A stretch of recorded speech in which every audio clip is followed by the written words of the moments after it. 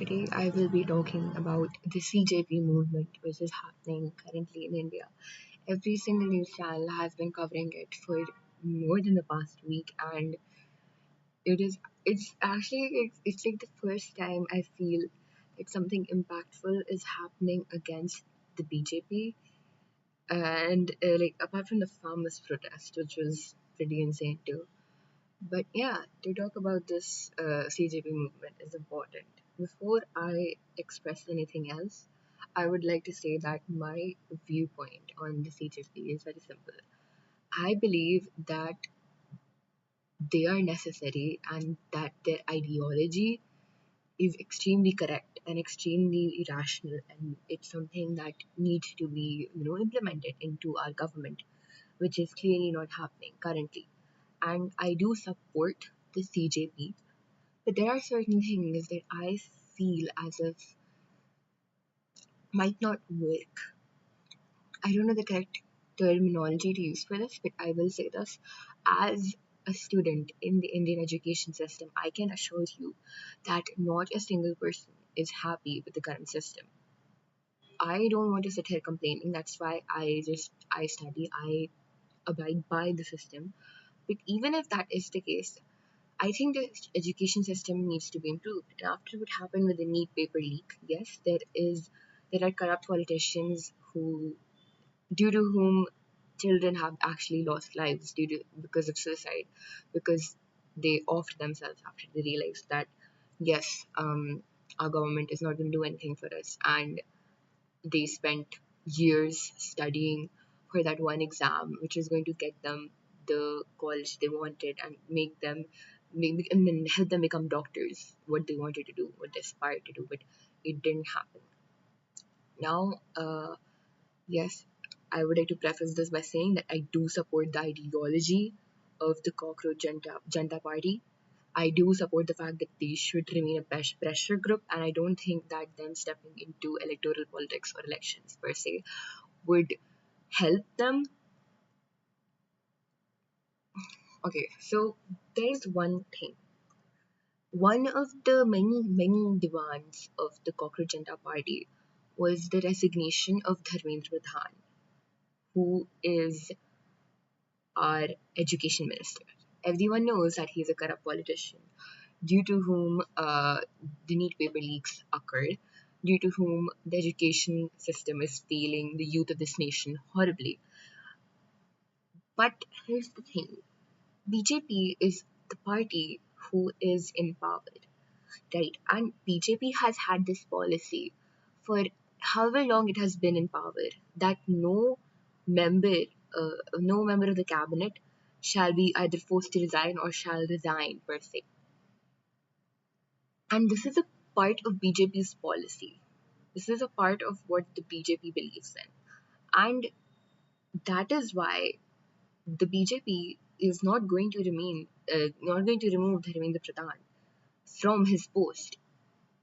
Another thing is Dharmendra Pradhan, yes, he's a corrupt politician. Yes, he should not be the education minister. But him solely resigning and leaving his post as the education minister of India will not solve anything. I know that there are other demands too given out by the CJP which support this fact. But the thing is, as long as BJP remains in power, their policies are going to be implemented and their policies are not going to change. We know that the RSS has been working on this super structured ideology that the BJP follows, and we know what it is, right? We know that they are propagating Hinduism. We know that there are corrupt politicians in the system. But the thing to remind you is that this political party, BJP, it is indeed in power. And it being in power is what people say needs to change. But here's the thing, India is a country with bad choices, with where the people have bad choices. The reason the BJP is in power is because the BJP is the least bad of all the bad choices. It's essentially I hate apples, I hate bananas, I hate both of them. But I hate apples a little bit less. So I'll have an apple instead of having a banana. That's a very poor analogy, but I hope that explains what I'm trying to say. There is no alternative to BJP. And like the Cockroach Janta Party has addressed and has made the statement that they will not be entering elections and they're just a youth led pressure group, which, by the way, we need this. This country has needed this for so long. We were long overdue, and I support the ideology. I support what the Cockroach Janta Party stands for because this country has been led by BJP for so long, and the power remains unchecked. And you'll notice that even now the opposition is trying to, like they're trying to like feed off of what the CJP is doing. It's like the opposition is trying to show them that, oh, we're supporters of the CJP, we're also representatives of the new upcoming youth who want change, we're the reformers of this country, but the opposition is not. I think it's safe to say that the opposition is in fact lesser competent than our current government. That is what I believe.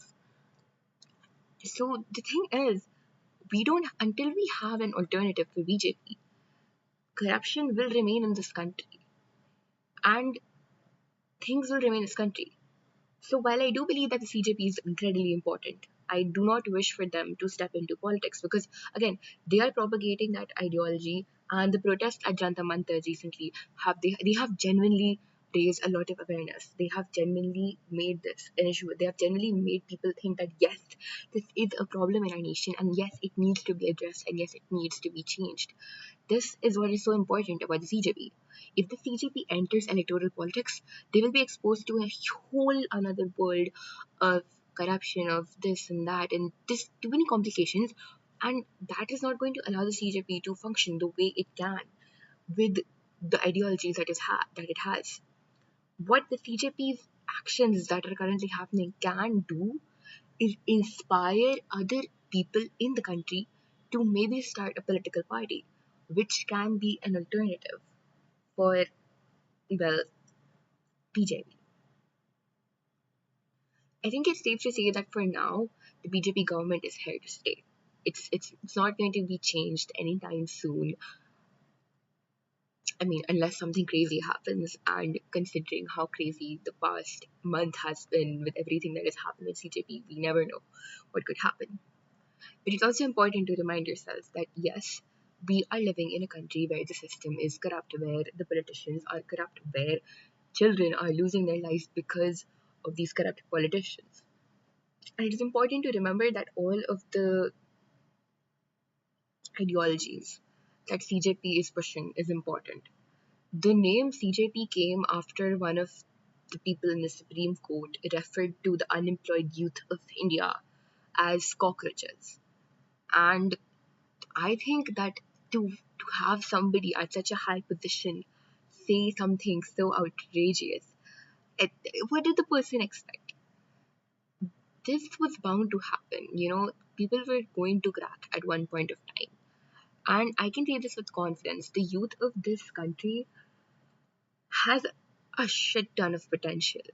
Okay, we understand stuff. And I feel that we are referred to as woke or to, we're just, but it's more than, woke just means being like politically aware. We're smarter than you. We understand issues and we understand that there needs to be change to solve them. The thing is, currently, education system is bad and the minister is corrupt, yes. Removing the education minister will help in the way that, yes, that man does not deserve to be the education minister of India. However, will removing Dharmendra Pradhan as the education minister of India end the corruption in the education system? What if the fundamentals of the education system beyond the corruption point are just flawed?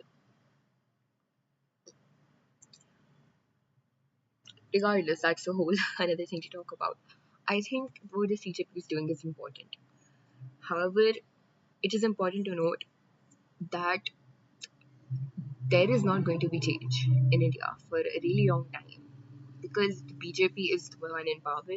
the BJP is sort of like the safest option that the people have to choose in elections, and it makes less sense for people to vote for other political parties. And unless the CJP becomes a party which is going to compete in elections, which I highly doubt is going to happen, the BJP will remain in power. And unless something really crazy happens, corruption in BJP will always be there. Another point is that the CJP protests are giving India really, really, really bad press. International media have started reporting on the Jantar Mantar protests, and there have been cases of police brutality recently. There was this injured ACP, and I feel like the BJP are really trying to, like, make the CJP seem like villains, like, show that, oh, the police are injured. And but I think they're forgetting the point that the police stepped down and charged towards the protesters. They were the ones who started the violence first.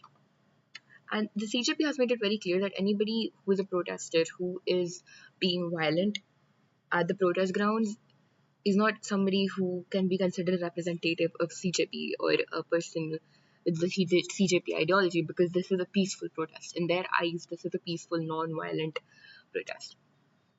Yeah, bad PR for India is really going to come and bite our Prime Minister in his something. I don't know. I can't say stuff like this. I should not say stuff like this. What I'm saying is, this is all just my opinion, and I feel that there are a lot of memes in the Prime Minister. It's okay. But it's important to remind yourself that yes, this system is flawed. For it to change, there needs to be more change than just the resigning of education minister. There needs to be a lot more stuff done in order for that to change.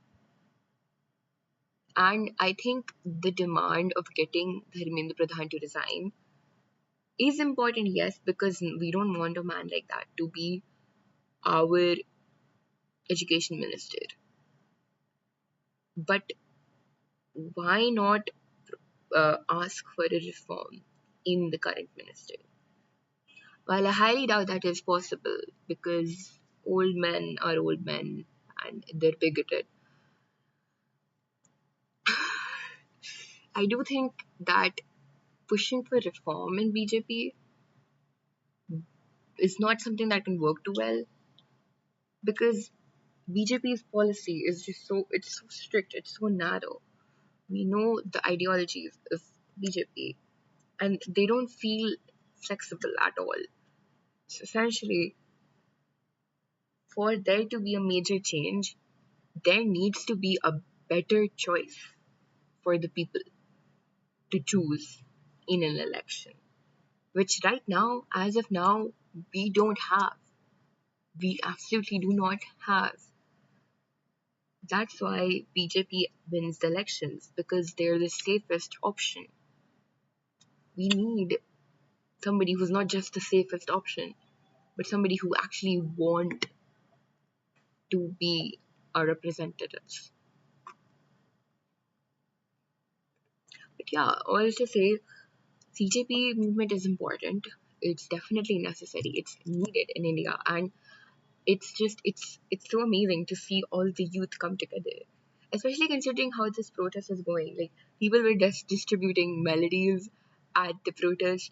People were dressing up as cockroaches, as Spider-Man. People were holding up memes as banners and posters, and I just think that this generation will always have this beautiful power of making things into memes.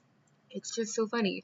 I was in I think there's this video of a Subway surfer meme somebody made because the police officer was running after him, and I just think that that highlights that this generation understands the world around them, understands the political aspects of the world around them, while also keeping room for humor and relatability, which is incredible. And to any old man who says that this generation is too woke and they are trying to be too modern, if being modern means having equal rights, having better systems in our country,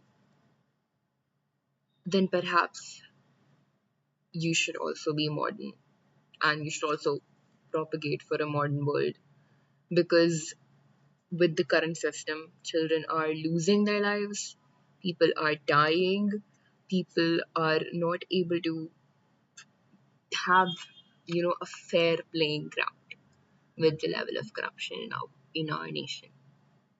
And that is the point we need to focus on, rather than just calling this a Gen Z movement. It is a Gen Z movement, but the word Gen Z has been tainted.